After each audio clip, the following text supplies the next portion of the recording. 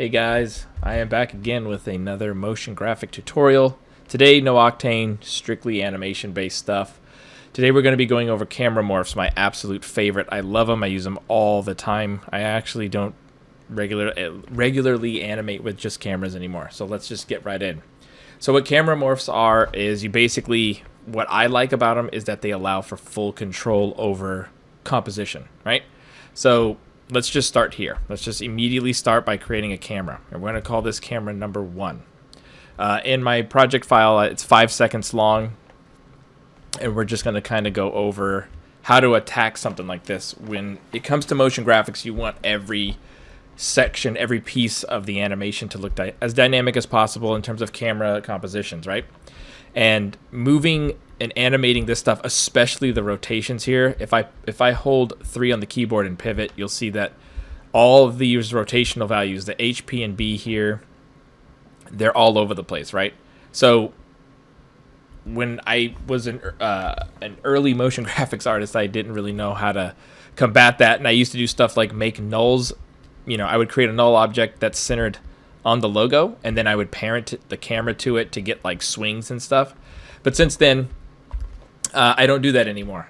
Since I found out about the ability to do camera morphs, I've never looked back. So let's go into it. So first thing we're going to do is we're going to create 4 cameras, right?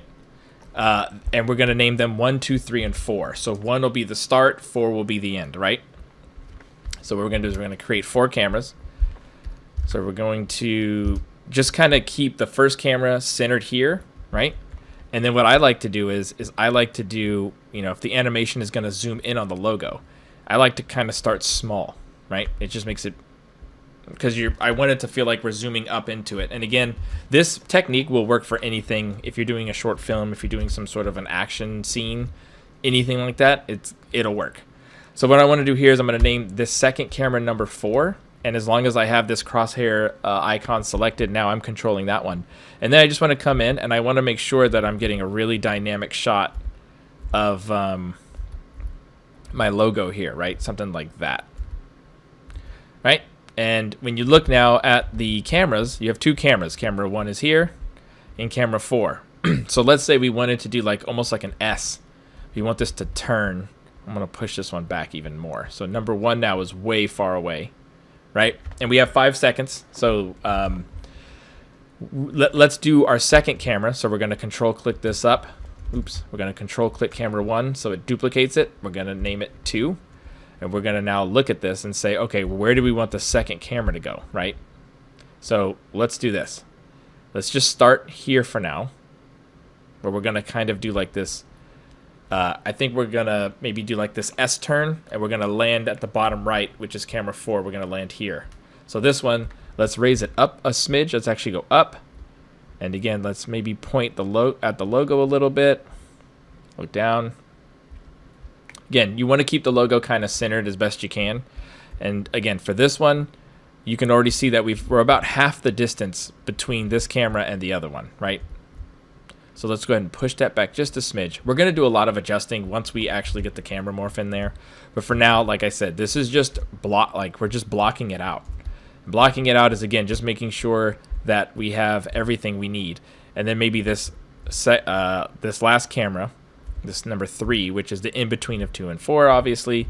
Let's try to make it even more intense. Let's make it dip down. So now we're using all quadrants of space, right? We're going in Z. We're going in left to right motion here, and now we're going in vertical motion.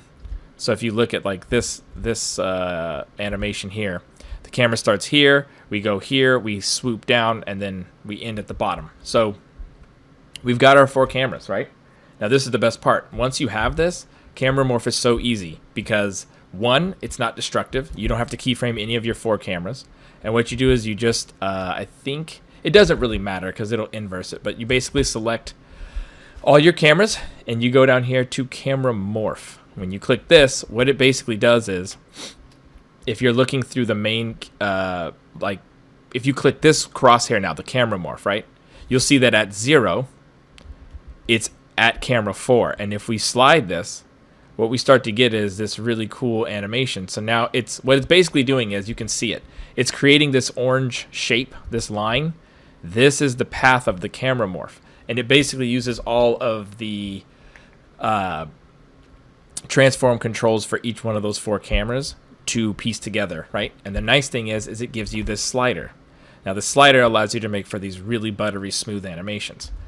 So let's just start kind of figuring out what we want this to do, right? So we know we wanted to start at 100%, which is camera 1. And we know at frame 150, we want it to be 0.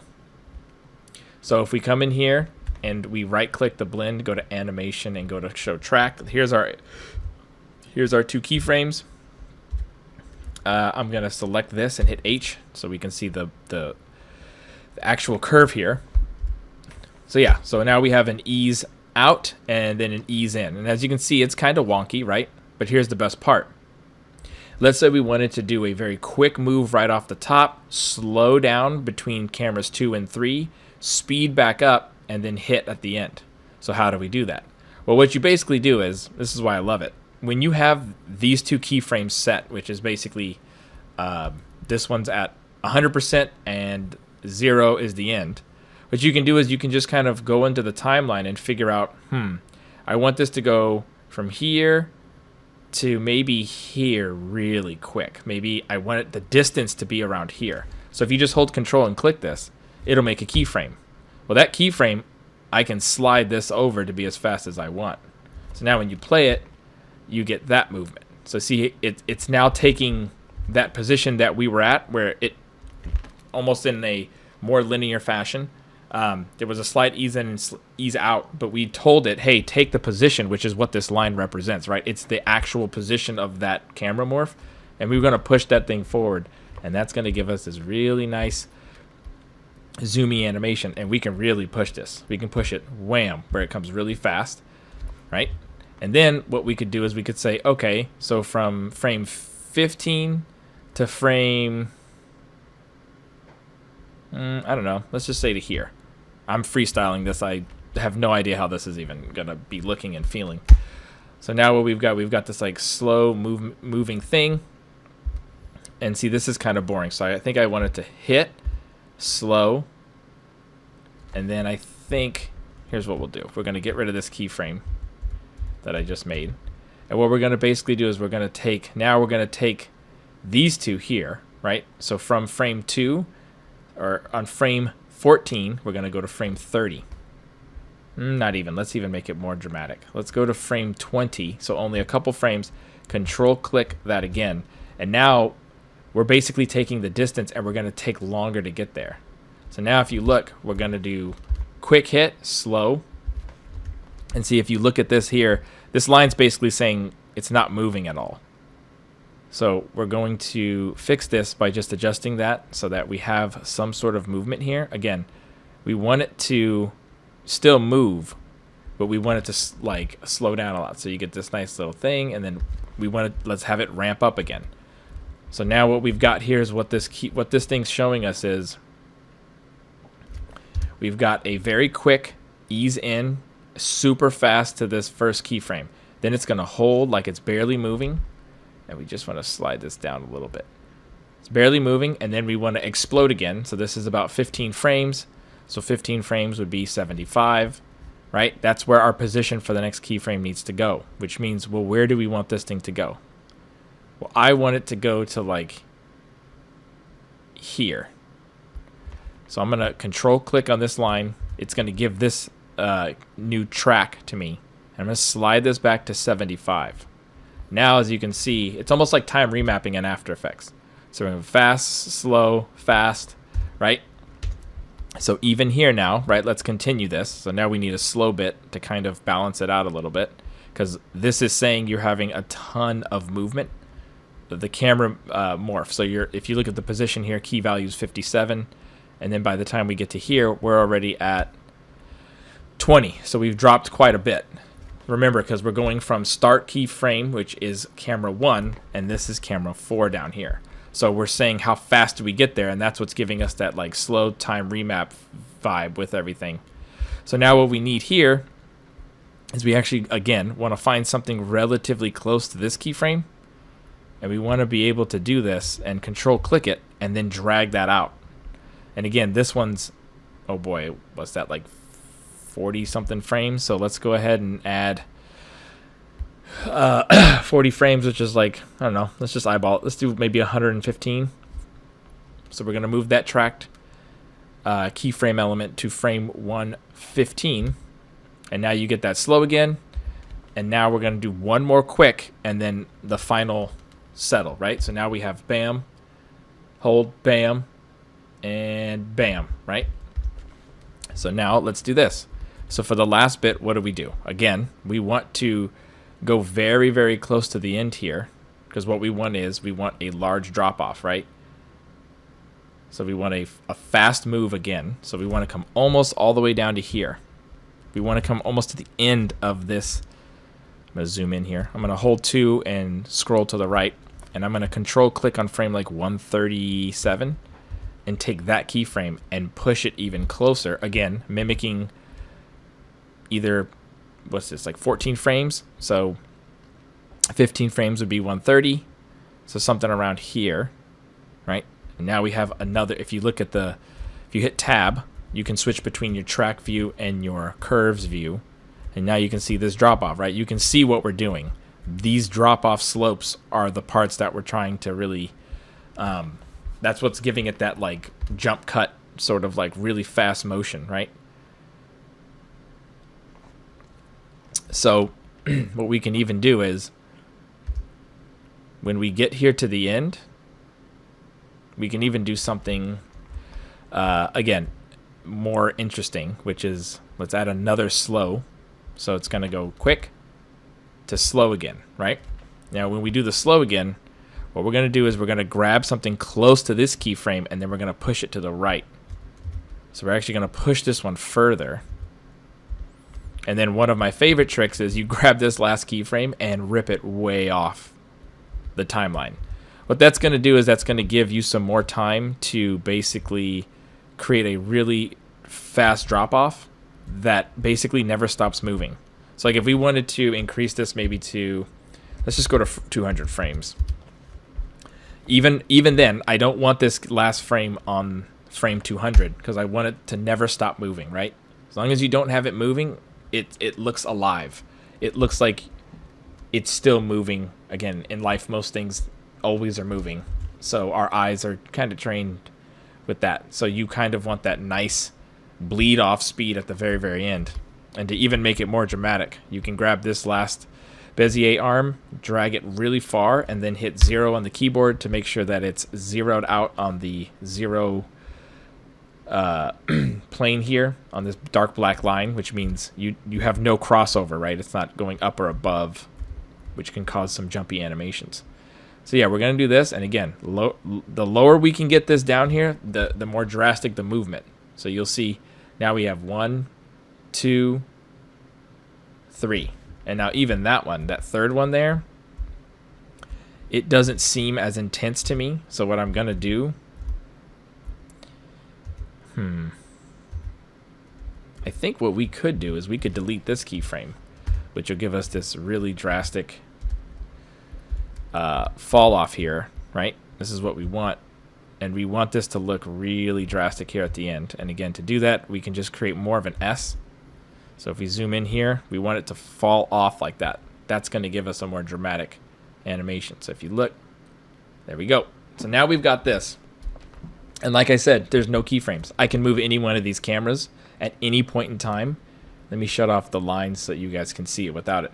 So at any point in time, I can come in here. As you can see, if you watch this, what's happening is this red line is where the camera morph's going. Now, the coolest part about all of this is that let's say we wanted to add more of a rotation, right? So let's say we wanted this to come in at the very beginning, and we want to tilt this. We want to do like a tilt. All you have to do is click on your first camera, and you just rotate the tilt like this. Now, by doing that, what's happening is as soon as you go back to your camera morph, look, it's tilted. So now when you play it, now you're getting this camera tilt, right? So again, you can do some crazy stuff with this. You can come back to your camera 1. What if you wanted this to do a full 180 rotation? So camera 1 is upside down at this point. Now when we look at our camera morph, guess what? It flips. But I did it a little too exaggerated. It's going so fast you can't see it. I'm just trying to make a point. Really what you probably want to do is just like a little 45-degree angle. That's going to give your eye enough time to see the change because the camera morph is just moving so fast, right? But then we can go and do the opposite. For camera 2, we can even add, so if we click the crosshair for camera 2, we can even add a negative rotation, right? So for the first one starting positive, we're starting from a positive 45 and we're going to rotate all the way to the left to go negative 20. Let's see what that looks like. And again, you just play with this, and that's what's great about it. I feel like there's so much, you have so much you have unlimited changes because it's non-destructive, right? You can't mess up your cameras. You're not dealing with a bunch of, you're not dealing with 3 positions, 3 rotations, and scales. You're just dealing with individual camera placement and locations. And again, you can come in here and replace them. So like if you want camera 3 to go lower, you just click camera 3, and if you pull this, you can see that the red line changes. So you can go you can go, let's say 30 centimeters lower, and let's see what that looks like. So you can just really play with this and really get some interesting things really easily, and really you can get really cinematic with it too. It's great. And so see, even this last bit here, the 115 to the 145, I don't have as much distance in terms of the actual numbers here as this is animating down. You can see the percentages where it's going slow of how it's animating, right? It's taking a long time to only go like 3 or 4 total percents, like 64 to 60, and then look at the end, it never goes to 0. So even here, I want to make this more intense, so I'm going to move this keyframe even closer. And now, again, we have this really interesting animation. And something that has kind of stumped me it took me a while to figure it out, and I don't really see a lot of this online, so I'm going to share with you guys really quick, now that you've got this really cool camera animation, you want to get this into After Effects. How do you do it, right? Normally you have to bake your camera, which means you basically tell it on every single frame, keyframe all these in-betweens and put mathematical numbers for the positions and the rotations and everything else, right? But if you can't really bake a camera because it's morphing between the shapes or the positions of each 4 of the cameras.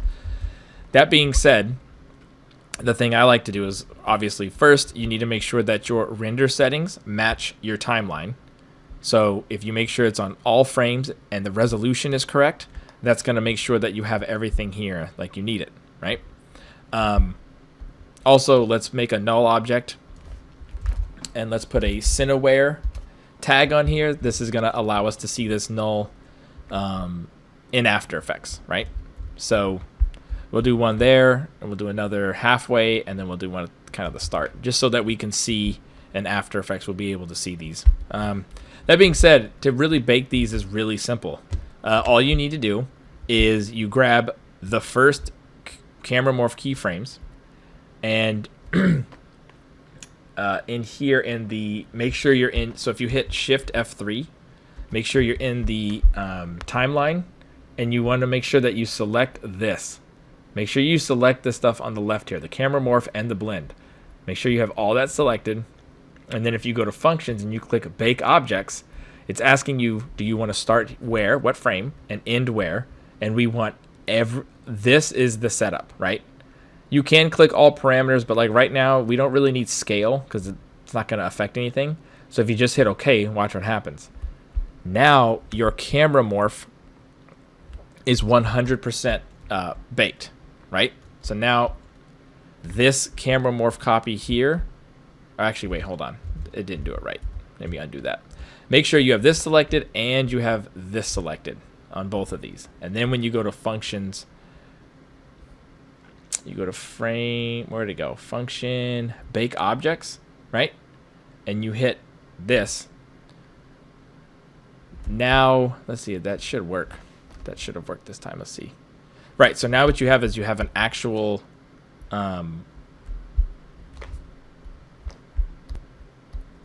sorry guys, I was having some issues with my Wacom tablet. I actually was incorrect there for a second. I almost told you the wrong thing. The secret to actually doing this is in here. So what you have to do, because what was happening is, this is actually a good thing to show you guys.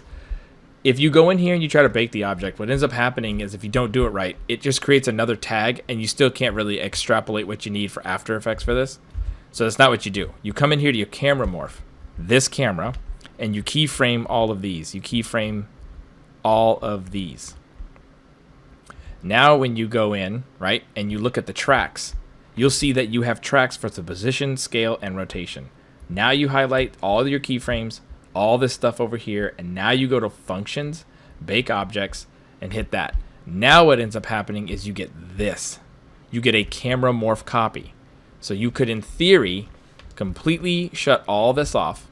And now if you look, this camera here, this camera morph copy, this is the one that has every single position, rotation aspect. It has all the numerical values for it. And now if you look, again, it's basically keyframed every single motion. Right? So you can see how fast it moves here, and then it slows down. So there's a lot more keyframes, speeds up, slows down here, and so forth. Now that we have that, it's as simple as saving your scene, going into After Effects. You just upload your file. So you open your Cinema 4D file in After Effects and give it a second. Sometimes Cineware can be very picky with whether it wants to work in After Effects, so just be patient. Right, so now if you open this up, again, it's already messing up, but basically if you come in here and you hit Cinema 4D scene data and you hit extract, now guess what? Now you can look, and there are our nulls, right? 1, 2, and 3, so that's the one that's way in the back. And guess what? When you look at the camera morph copy and you hit U, it has your position, rotation, every single keyframe. And guess what? Now, it matches up seamlessly with the actual scene that you have. No, it's not going to show it. So there's this layer here is my actual Cinema 4D file. So you can see how it works, right? You can see how it's playing through, and you can also see that everything carried over. So as simple as it is, you can now put things in 3D space. So like if I were to make a, I don't know, a real small 500 by 500 square, and I make it 3D, I can grab null number 1 and basically just grab this position, which is here. There's no X and there's no Y. So if I go here and I go to the position and zero these first two out and do this and paste that Z, oh, just like that. Now our little plane is in there. So again, camera morphs are fantastic. They're quick, they're easy, they're non-destructive, and they are amazing once you get used to them. They do take a little bit of practice just to kind of get used to how they are, because sometimes you'll have to rotate individual cameras. You'll have to overcompensate for the fact that it's trying to morph in between them. So it can get a little tricky, but I really hope you guys take some time to really play around with them, because man, they are game changers. So that's it for me. I hope you guys learned a lot. Until next time, see you guys.